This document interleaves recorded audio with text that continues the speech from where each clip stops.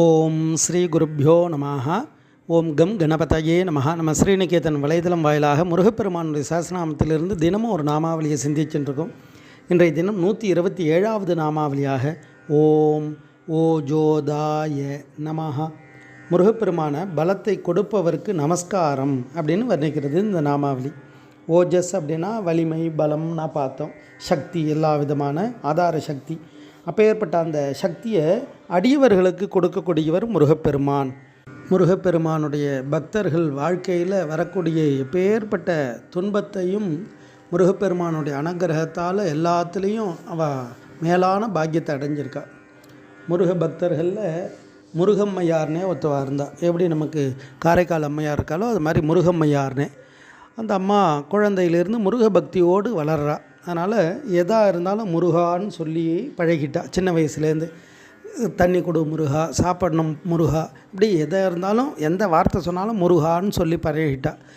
அப்படியே இருந்தால் அது சில விதத்தில் கஷ்டமாக இருந்தது தாய் தந்தைக்கு. இருந்தாலும் முருக பக்தி தானே அப்படின்னு குழந்தையிலே விட்டுட்டா. அதை அப்படியே பழகிடுத்து. கல்யாணம் பண்ணும்போது தான் பல கஷ்டங்கள். அப்போ அதை புரிஞ்சுட்ட கணவன் ஏற்றுக்கிறார். அப்போ இல்லற வாழ்க்கையில் சந்தோஷமாக இருக்கா. அப்போ திரைக்கடல் ஓடி திரவியம் தேடுன்னு சொன்னதால் முன்னோர்கள் நல்ல செல்வத்தோடு வாழணும், செல்வ செழிப்போடு இருக்கணும், தான தர்மத்தோடு வாழணுன்றதால திரைக்கடல் ஓடி திரவியங்களை தேடுவதற்காக அவள் போயிட்டார் கணவன்.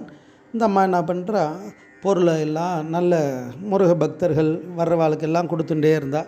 உறவினர்களும் அது மாதிரி முருக பக்தியாக இருக்கிறதா பாவனை பண்ணி இவகிட்டேருந்து நிறைய பொருளையும் வாங்கிட்டா.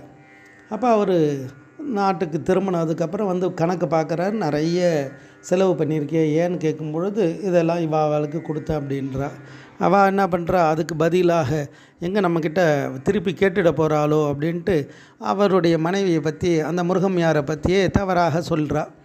அவருக்கும் அந்த என்ன தடுமாற்றங்கள் வந்துடுது, சந்தேகம்ன்றது வந்ததுன்னு அந்த கோபத்தில் என்ன பண்ணுறார், இனிமேல் முருகான்னு பேரை சொல்லாத அப்படி, ஏன் முருகா அப்படின்னோடனே கோபம் வந்துடுது. கத்தி எடுத்து வெட்டிடுறார், கையை வெட்டிட்டார். கையை வெட்டின உடனே முருகா முருகா முருகான்றா. உடனே முருகப்பெருமான் வள்ளி தேவசேனையோடு காட்சி கொடுத்தாராம்.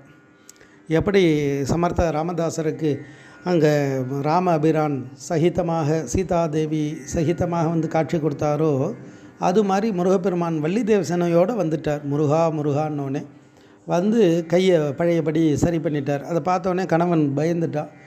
அவன் முருகப்பெருமானையே பார்க்குறா. முருகம்மையார் கையில் பார்த்தா ஒரு நூல் சுவடி இருக்குது. என்னான்னு பார்க்குறா.